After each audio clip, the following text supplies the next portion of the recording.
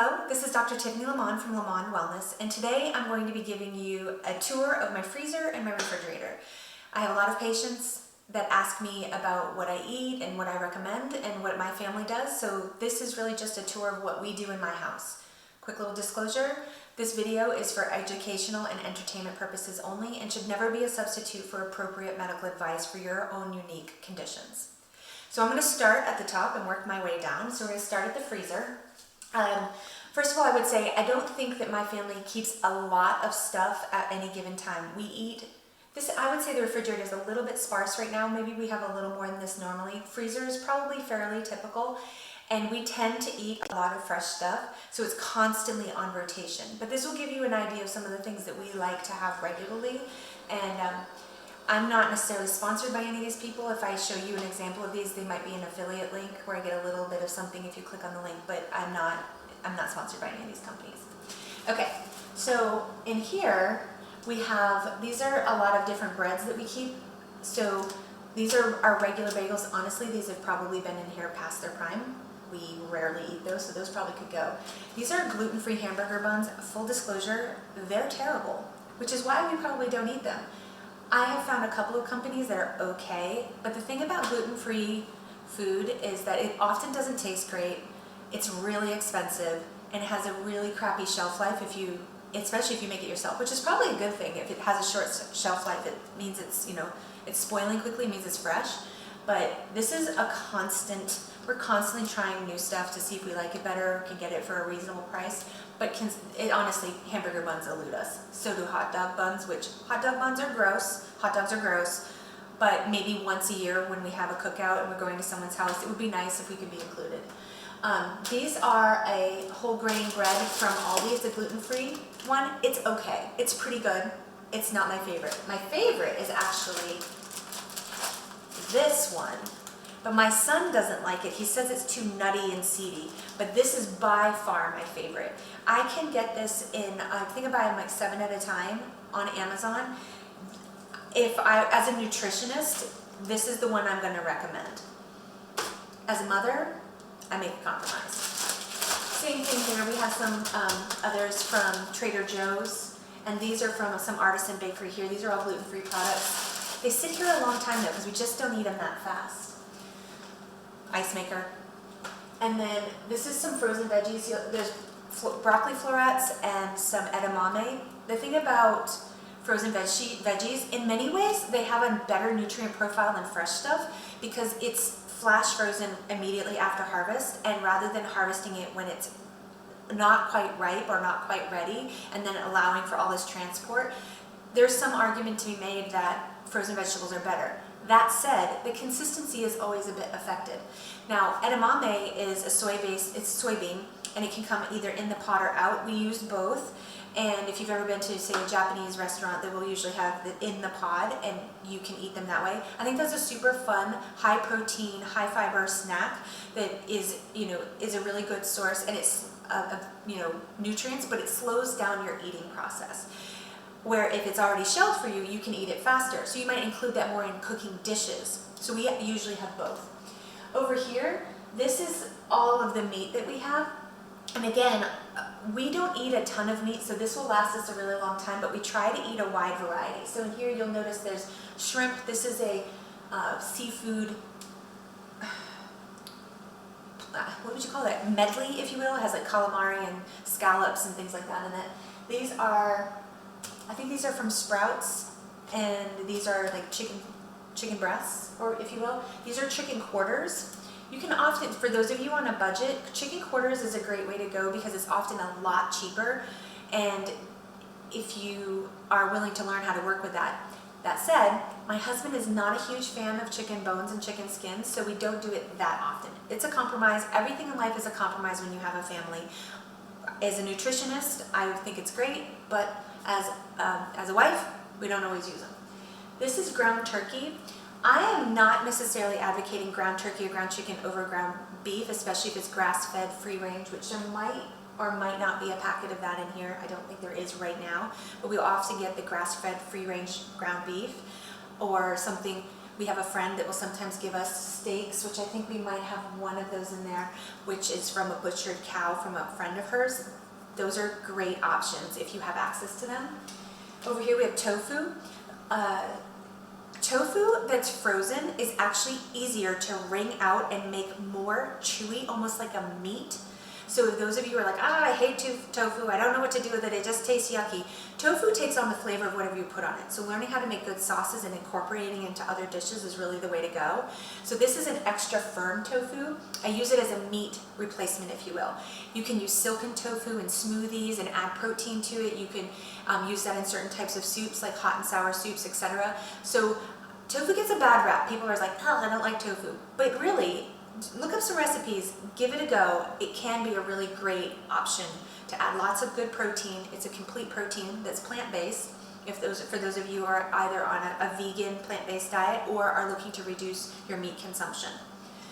This is frozen bananas. We always have frozen bananas. When they start to get wonky and yucky, I take them out of the banana peel, put them in one of these stasher bags, and we put it in the freezer, and we use them for smoothies, smoothie bowls, etc. You can even use them for banana bread. Although I prefer not to freeze them before banana bread. That's a personal preference. I think it kind of messes with the consistency. This is actually hummus that I made way too much of, and I froze it. I cannot tell you if that's going to go well. I don't know if frozen hummus thaws well. Well, I'll let you know if it comes out good or not. These are frozen grapes, same thing, smoothie. This is all frozen berries. Raspberries, blackberries, blueberries, etc. We will sometimes get mango, papaya, pineapple, etc. We try to have a lot of variety here. Again, same concept as the frozen veggies. These are frozen quickly after harvest when they're ripe. So the nutrient profile in some cases arguably better. And then you don't have to worry about how long it's been sitting in a warehouse, etc. So for those of you trying to get more vitamins and minerals, this might be a really nice way for you to add it. The negative is it doesn't have the same consistency when it thaws as a fresh berry. So, learn how to use both. We use this also as a topping. Maybe if I make gluten-free pancakes, we'll use that on top of that. And then under here is a couple of tortillas, spinach gluten-free tortillas. Again, not that good, which is why we're not using them up. They've been in there a long time. Probably should just use them and get rid of them. Okay. So, I want to start on the door of my refrigerator, but I'm not going to spend a ton of time here because a lot of this is like condiments and whatnot, but I'll give you some ideas. So up here we have a vegan version of butter that's coconut based and regular organic butter. Again, depending on whether we're trying to eat more plant-based or not. Garlic, more garlic, Worcestershire sauce, pesto, of which I've mentioned in another video, a really big fan of, a whole plethora of jellies. We have a few different salad dressings, like this is a Primal Kitchen one, we have a couple of those. I also make my own salad dressings pretty often, so that's personal preference. A variety of hot sauces and mustards, etc. Some bee pollen, if you wanted to know about that, that's a whole nother conversation. And then down here, this is some ginger, pickled ginger. I'm the only one in my house that really likes that. Capers and sun-dried tomatoes, I use those a lot. And olives, I use those a lot. But as far as on the door, oh, and liquid aminos, I use this a lot too. That's like a gluten-free version, sort of like a soy sauce. I use those a lot as well. Lemon juice, olive, and lime juice and stuff like that. But that's pretty much it for the door.